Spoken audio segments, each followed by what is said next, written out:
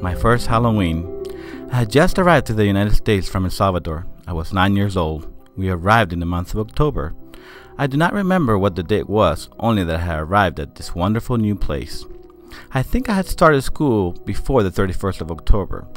To this day, I do not recall any of the kids talking about costumes or Halloween.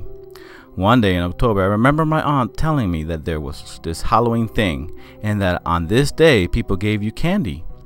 I could not believe that this day existed. My aunt did tell me that we had to say these special words in order to get the candy. I asked her what these special words were. She said, "Trick or treat." I remember thinking how hard saying those words were. Having been here in America for a very short time, I did not know any English, so any words in English sounded hard to say.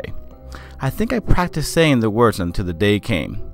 The day came and we got ready to go out and collect the candy. When we stepped out of the house, I noticed that all the kids were wearing masks and outfits. I turned to my aunt and asked her why we didn't have costumes. She said we didn't need them, and all we had to do is to make sure that we knocked on the door and say trick or treat. I was not sure if that would work without the costumes, but she reassured me that it would. If I did this, I would get candy. She also reminded me to say thank you after I got candy, or, in those times, anything they put in my bag. So off we went, house by house, my sister and I with no costumes, just a big smile, and every so often asking my aunt how to say trick or treat. I could not believe all the candy I was getting.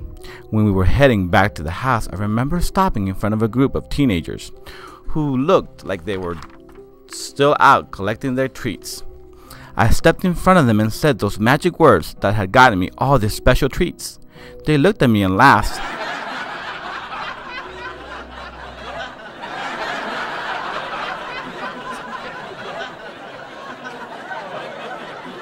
And one of them reached into their bag and gave me a piece of candy.